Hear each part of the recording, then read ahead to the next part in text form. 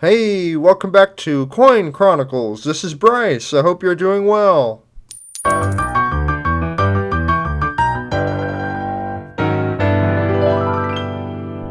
Today we will take a look at the history of the year 1951, and we will look at some coins from the year.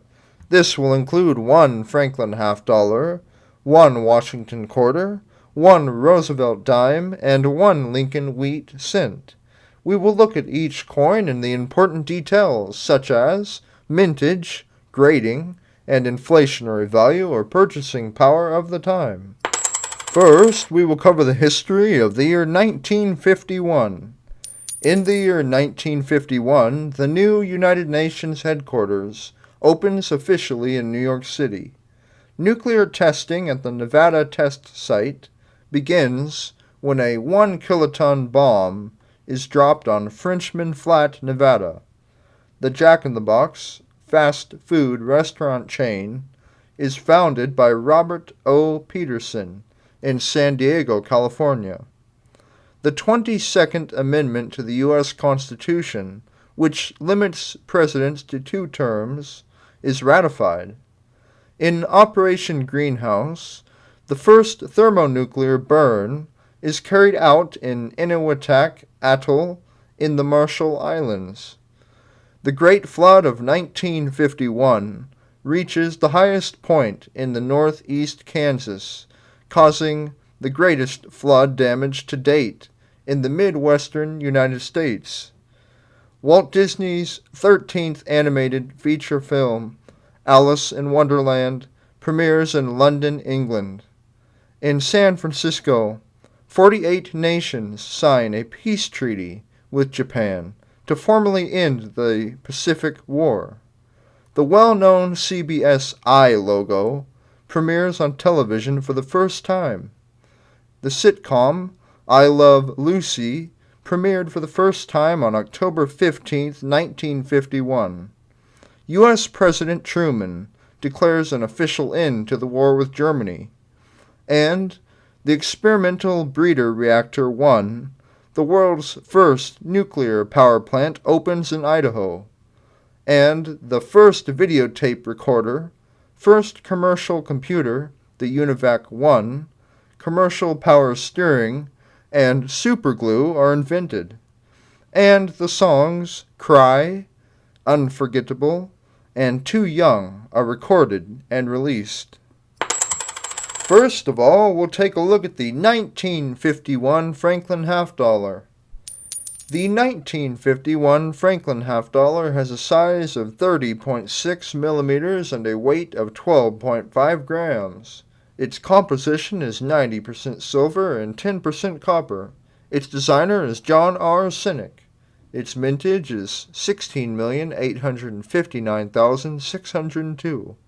Its inflationary value for the year 1951 is $6.03.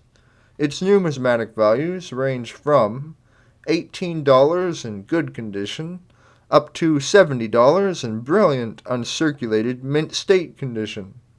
Now we'll take a closer look at the 1951 Franklin half dollar from my collection. So, as we take a look at this 1951 Franklin half dollar, we see that it definitely has a lot of wear from over the years. However, we still see a clear silhouette of Benjamin Franklin there, and we easily can read the words "In God We Trust," the Liberty, and as well as the date. But now, as we turn the coin over to the reverse side, we see that it's pretty worn down there on the Liberty Bell. We cannot read any of the words that are supposed to be on the Liberty Bell or the lines, but we can see the silhouette of it as well as the eagle, and we can still read all of the words. But overall, if I were to grade this coin, I would give it a grade of very good condition. Now we'll look at the 1951 Washington quarter. The 1951 Washington quarter has a size of 24.3 millimeters and a weight of 6.25 grams. Its composition is 90% silver and 10% copper. Its designer is John Flanagan. Its mintage is 43,505,602. Its inflationary value for the year 1951 is $3.01. Its numismatic values range from $10.16 in good condition up to $33 in brilliant uncirculated mint state condition. Now we'll take a closer look at the 1951 Washington quarter from my collection.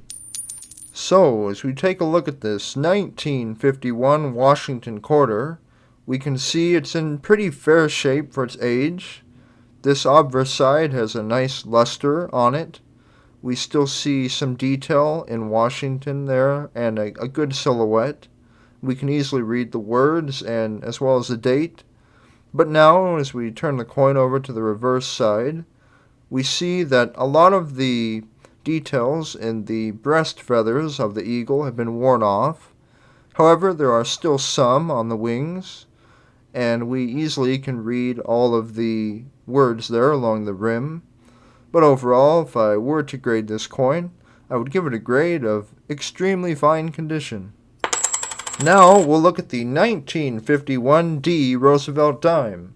The 1951 D Roosevelt dime was minted in Denver. It has a size of 17.9 millimeters and a weight of 2.5 grams. Its composition is 90% silver and 10% copper. Its designer is John R. Sinek. Its mintage is 56,529,000. Its inflationary value for the year 1951 is $1.21. Its numismatic values range from $3.17 in good condition up to $13 in brilliant uncirculated mint state condition. Now we'll take a closer look at the 1951 D Roosevelt dime from my collection.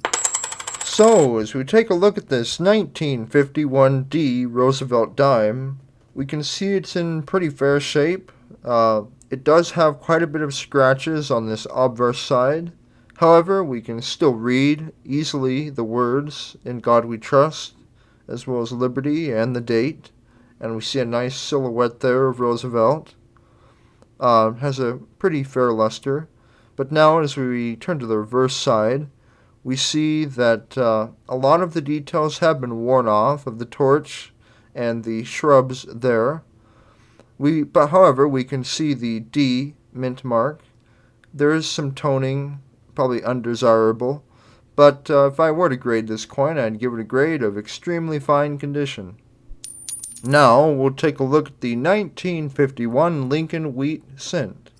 The 1951 Lincoln Wheat Cent has a size of 19 millimeters and a weight of 3.11 grams. Its composition is 95% copper and 5% tin and zinc. Its designer is Victor D. Brenner. Its mintage is 284,576,000. Its inflationary value for the year 1951 is 12 cents.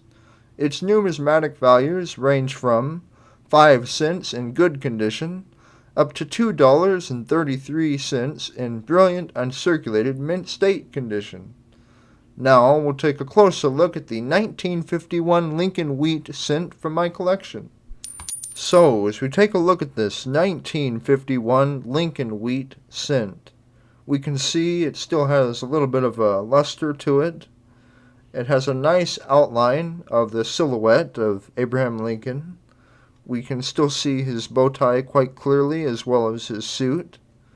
We easily can read the words "In God We Trust," liberty, and the date 1951. But now as we turn over to the reverse side, we can see that we still see the fine lines in the wheat there along the rim. We can easily read "E pluribus unum" at the top and the other words. But overall, if I were to grade this coin, I would give it a grade of extremely fine condition. Hey, I really hope you enjoyed this video and found it to be interesting. For more videos, please like and subscribe. Thank you, keep on collecting, and have a great day.